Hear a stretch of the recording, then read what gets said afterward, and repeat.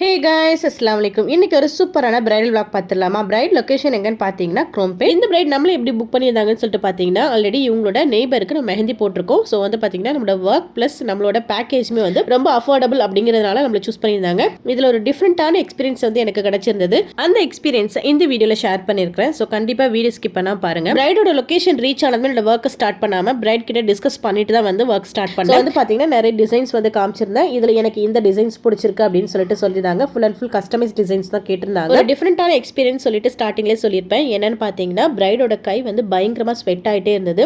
பிரைடுக்கு உள்ளங்கையில் மட்டும் கொஞ்சம் ஸ்வெட் ஆகிட்டே இருந்ததுனால நமக்கு வந்து பேக் ஹேண்ட் வந்து சடனாக ஒர்க் பண்ண முடியல. சரின்னு சொல்லிட்டு காலுக்கு போட ஆரம்பிச்சிட்டோம். ஸோ காலுக்கு கம்ப்ளீட் பண்ணிவிட்டு அதுக்கப்புறம் பேக் ஹேண்ட் வந்து கம்ப்ளீட் பண்ணிட்டேன். பேக் ஹேண்ட் ஒர்க் பண்ணும்போது பார்த்தீங்கன்னா அவங்களுக்கு உள்ளங்கையில் பயங்கரமாக ஸ்வெட் ஆகிட்டே இருந்தது. சரி ஓகே பவுடர் வந்து டஸ்ட் பண்ணலாங்கிற மைண்ட் செட்டில் தான் இருந்தேன். பட் தேங்க்ஃபுல்லி அவங்களுக்கு சூப்பராக வந்து செட் ஆகிடுச்சு. ஸோ இந்த மாதிரி உங்களுக்கும் அஃபோர்டபுளான ப்ரைஸில் போடும் அப்படின்னா கண்டிப்பாக நம்மளோட பேஜை ஃபாலோ பண்ணிட்டு டிஎம் பண்ணுங்க. தேங்க்யூ.